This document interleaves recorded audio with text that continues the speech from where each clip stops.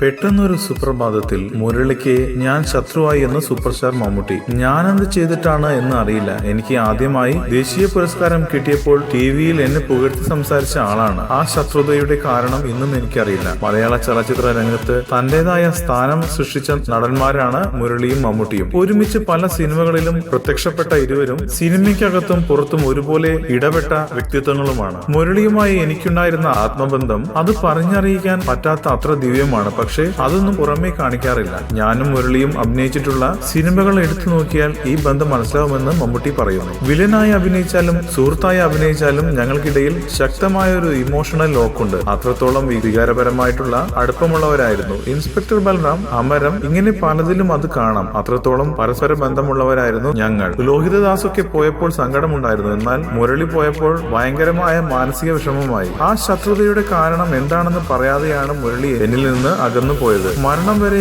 എന്നെ ശത്രുവിനെ പോലെയാണ് കണ്ടത്. ഇന്നും എനിക്കത് ഒരു മാനസിക വ്യതയാണ്, മമ്മൂട്ടി പറഞ്ഞു. കൂടുതൽ സിനിമാ വാർത്തകൾക്കും വിശേഷങ്ങൾക്കും ഇപ്പോൾ തന്നെ സബ്സ്ക്രൈബ് ചെയ്യൂ മലയാളം ക്രിയേഷൻസ്.